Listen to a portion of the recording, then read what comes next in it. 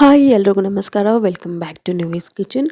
So ನಾನಿವತ್ತು ಇನ್ಸ್ಟೆಂಟಾಗಿ ಯಾವ ರೀತಿ ಚಕ್ಲಿನ ಮಾಡ್ಬೋದು ಅಂತ ಹೇಳ್ಕೊಡ್ತಾ ಇದ್ದೀನಿ. ಅದಕ್ಕಿಂತ ಮುಂಚೆ ನೀವೇನಾದರೂ ನನ್ನ ಚಾನಲ್ನ ಫಸ್ಟ್ ಟೈಮ್ ನೋಡ್ತಾ ಇದ್ದರೆ ನನ್ನ ಚಾನಲ್ನ ಸಬ್ಸ್ಕ್ರೈಬ್ ಮಾಡ್ಕೊಳ್ಳಿ ಮತ್ತು ಬೆಲ್ ಐಕಾನ್ನ ಕ್ಲಿಕ್ ಮಾಡೋದನ್ನ ಮರಿಬೇಡಿ. ಈಗ ಇಲ್ಲಿ ನಾನು 3 ಕಪ್ ರೈಸ್ ಫ್ಲೋರ್ ಅಂದರೆ ಅಕ್ಕಿ ಹಿಟ್ಟನ್ನ ಹಾಕ್ಕೊಳ್ತಾ ಇದ್ದೀನಿ. ಇದನ್ನು ನಾನು ಮಾಡಿರೋವಂಥ ರೆಸಿಪಿ ಅಲ್ಲ, ಇದು ನಮ್ಮಮ್ಮ ಅವ್ರು ಮಾಡಿರೋವಂಥ ರೆಸಿಪಿ. ನಮ್ಮಮ್ಮ ಮಾಡುವಂಥ ಒಂದು ಚಕ್ಲಿ ರೆಸಿಪಿ ತುಂಬಾ ಇಷ್ಟ ನನಗೆ. ಹಾಗಾಗಿ ಈ ವಿಡಿಯೋ ತೋರಿಸೋಣ ಅಂತ ನಾನಿಲ್ಲಿ ಮಾಡ್ತಾಯಿದ್ದೀನಿ. ಇಲ್ಲಿ ನಾನು ಪುಟಾಣಿ ಹಿಟ್ಟನ್ನು ನಾನಿಲ್ಲಿ 1.5 ಕಪ್ಪನ್ನ ಹಾಕ್ಕೊಳ್ತಾ ಇದ್ದೀನಿ. ಅಂದರೆ 1 ಕಪ್ ಅಕ್ಕಿ ಹಿಟ್ಟಿಗೆ ಅರ್ಧ ಕಪ್ ಪುಟಾಣಿ ಹಿಟ್ಟನ್ನು ಹಾಕ್ಕೊಳ್ಬೇಕು.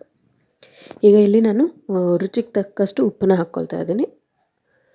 ಮತ್ತು ಒಂದು 1/4 ಟೀ ಸ್ಪೂನಷ್ಟು ನಾನು ಇಲ್ಲಿ ಅರಿಶಿನ ಹಾಕ್ಕೊಳ್ತಾ ಇದ್ದೀನಿ. ಮತ್ತು 4 ಟೀ ಸ್ಪೂನ್ ನಾನು ಖಾರದ ಪುಡಿನ ಹಾಕ್ಕೊಳ್ತಾ ಇದ್ದೀನಿ.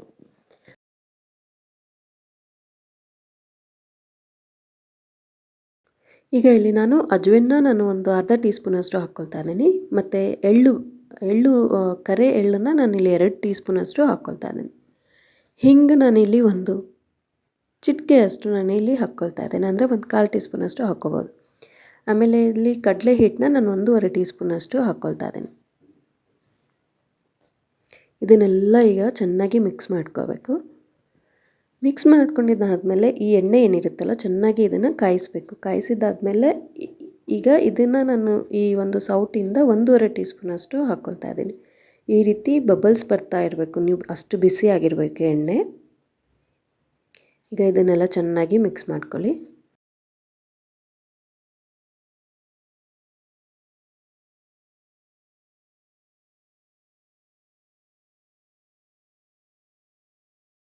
ಕೈಯಿಂದ ಉಂಡೆ ಕಟ್ಟಿದರೆ ಈ ರೀತಿ ಉಂಡೆ ಆಗಬೇಕು.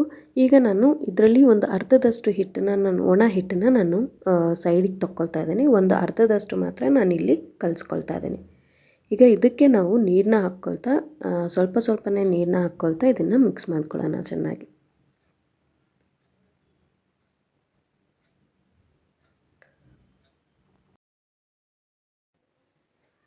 ಈಗ ಈ ರೀತಿ ನಾನು ಚಪಾತಿ ಹಿಟ್ಟು ಥರ ಕಲಿಸ್ಕೊಂಡಿದ್ದಾದಮೇಲೆ ಇಲ್ಲಿ ತುಂಬ ಸಾಫ್ಟ್ ಕೂಡ ಆಗಬಾರ್ದು ಹಿಟ್ಟು, ಮತ್ತು ತುಂಬ ಗಟ್ಟಿ ಕೂಡ ಆಗಬಾರ್ದು. ಮೀಡಿಯಮಲ್ಲಿ ನಾವು ಇದನ್ನು ಉಂಡೆ ಮಾಡ್ಕೋಬೇಕಾಗತ್ತೆ.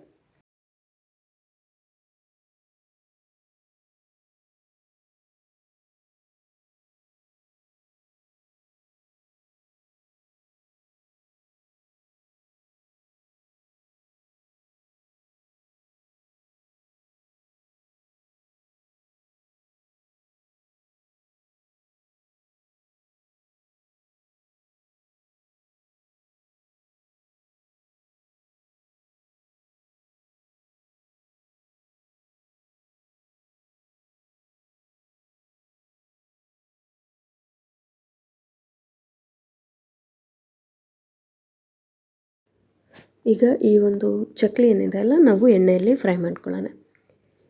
ಇಲ್ಲಿ ಎಣ್ಣೆ ಚೆನ್ನಾಗಿ ಕಾದಿರಬೇಕಾಗುತ್ತೆ. ಈ ಎಣ್ಣೆ ಕಾದಿದೆ ಇಲ್ಲ ಅಂತ ನೋಡಲಿಕ್ಕೆ ಈ ಒಂದು ಚಕ್ಲಿ ಹಿಟ್ಟನ್ನ ಸ್ವಲ್ಪ ಹಾಕ್ಕೊಂಬಿಟ್ಟು ಈ ರೀತಿ ಚೆಕ್ ಮಾಡಿದಾಗ ಹಿಟ್ಟು ಮೇಲ್ಗಡೆ ಬಂದುಬಿಡುತ್ತೆ. ಆಗ ಎಣ್ಣೆ ಬಿಸಿಯಾಗಿದೆ ಅಂತ ಅರ್ಥ. ಈಗ ಈ ಒಂದು ಚಕ್ಲಿನೆಲ್ಲ ಇದರಲ್ಲಿ ಹಾಕ್ಕೊಳ್ತಾ ಇದ್ದೀನಿ. ಒಂದು 5 ಚಕ್ಲೀಸ್ ಮಾತ್ರ ನೀವು ಫ್ರೈ ಮಾಡ್ಕೊಳ್ಳಿ, ಅದಕ್ಕಿಂತ ಜಾಸ್ತಿ ಮಾಡ್ಕೊಳಕ್ಕೆ ಹೋಗಬೇಡಿ. ಚಕ್ಲಿ ಹಾಕ್ಕೊಂಡಾಗ ಉರಿ ಹೈ ಫ್ಲೇಮಲ್ಲಿ ಇರಬೇಕು, ಆವಾಗ ಚಕ್ಲಿ ತುಂಬ ಚೆನ್ನಾಗಿ ಬರುತ್ತೆ. ಈ ಒಂದು ಬಬಲ್ಸ್ ಥರ ಏನಿದೆ ಅಲ್ಲ, ಅದು ಆವಾಗಲೇ ಸ್ವಲ್ಪ ಕಡಿಮೆ ಆಗಿಬಿಡುತ್ತೆ. ಆವಾಗ ನಾವು ಚಕ್ಲಿನ ಉಲ್ಟಾ ಸೈಡ್ ಹಾಕ್ಕೊಂಡು ಫ್ರೈ ಮಾಡ್ಕೋಬೇಕಾಗತ್ತೆ. ಎರಡೂ ಕಡೆನೂ ಎಲ್ಲೋ ಗೋಲ್ಡ್ ಕಲರಲ್ಲಿ ಬರೋವರೆಗೂ ಚಕ್ಲಿನ ಫ್ರೈ ಮಾಡ್ಕೊಳ್ಳಿ.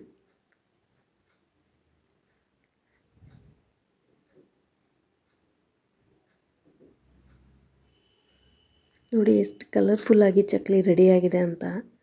ಈಗ ಇನ್ನೊಂದು ಬ್ಯಾಚ್ ಇದೇ ರೀತಿ ನಾವು ಚಕ್ಲಿನ ಫ್ರೈ ಮಾಡ್ಕೊಳ್ಳೋಣ. ಇಲ್ಲಿ ಎಣ್ಣೆ ಏನಂದರೆ ತುಂಬ ಕಾದಿರಲೂಬಾರ್ದು ಅಥವಾ ಎಣ್ಣೆ ತುಂಬ ತಣ್ಣಗೆ ಕೂಡ ಆಗಬಾರ್ದು. ಕಂಟಿನ್ಯೂಸ್ ಆಗಿ ಎಣ್ಣೆ ಬಿಸಿನೇ ಇರಬೇಕು. ಅಂದರೆ ತುಂಬ ಜಾಸ್ತಿ ಎಣ್ಣೆ ಕಾದಿದೆ ಅಂತ ಹೇಳಿದ್ರೆ ಸ್ವಲ್ಪ ಲೋ ಫ್ಲೇಮ್ ಮಾಡಿಬಿಟ್ಟು ಸ್ವಲ್ಪ ತಣ್ಣಗಾದ್ಮೇಲೆ ಮತ್ತೆ ಚಕ್ಲಿನ ಹಾಕ್ಕೊಳ್ಳಿ. ಇಲ್ಲಾಂದರೆ ಏನಾಗುತ್ತೆ, ಮೇಲ್ಗಡೆ ಎಲ್ಲ ಕೆಂಪಗಾಗುತ್ತೆ, ಒಳಗಡೆ ಎಲ್ಲ ಹಸಿ ಇರುತ್ತೆ. ಹಾಗಾದಾಗ ಚಕ್ಲಿ ಕ್ರಿಸ್ಪಿ ಆಗೋಲ್ಲ, ತುಂಬ ಮೆತ್ತಗೆ ಸಾಫ್ಟ್ ಆಗಿಬಿಡುತ್ತೆ. ಈಗ ಈ ಒಂದು ಚಕ್ಲಿ ನಾವು ಮಾಡಿರೋ ಅಂಥದ್ದು ಕ್ರಿಸ್ಪಿ ಆಗಿದೆ ಇಲ್ಲ ಅಂತ ಚೆಕ್ ಮಾಡ್ಕೊಳ್ಳೋಣ. ನೋಡಿದ್ರಲ್ಲ ಯಾವ ರೀತಿ ಕ್ರಿಸ್ಪಿಯಾಗಿ ಚಕ್ಲಿ ರೆಡಿಯಾಗಿದೆ ಅಂತ. ಇದು ತುಂಬಾ ಸುಲಭ ಮಾಡೋದು, ಅಷ್ಟು ಕಷ್ಟವೂ ಇಲ್ಲ ಮಾಡಲಿಕ್ಕೆ. ನಾನು ಮಾಡಿರೋವಂಥ ಈ ವಿಡಿಯೋ ನಿಮಗೆಲ್ಲ ಇಷ್ಟ ಆಗಿದೆ ಅಂತ ಅಂದ್ಕೊಳ್ತೀನಿ. ನಿಮಗೆಲ್ಲ ಈ ವಿಡಿಯೋ ಇಷ್ಟ ಆಗಿದ್ರೆ ನನ್ನ ಚಾನಲ್ನ ಸಬ್ಸ್ಕ್ರೈಬ್ ಮಾಡ್ಕೊಳ್ಳಿ ಮತ್ತು ಬೆಲ್ ಐಕಾನ್ನ ಕ್ಲಿಕ್ ಮಾಡೋದನ್ನ ಮರಿಬೇಡಿ. Thank you.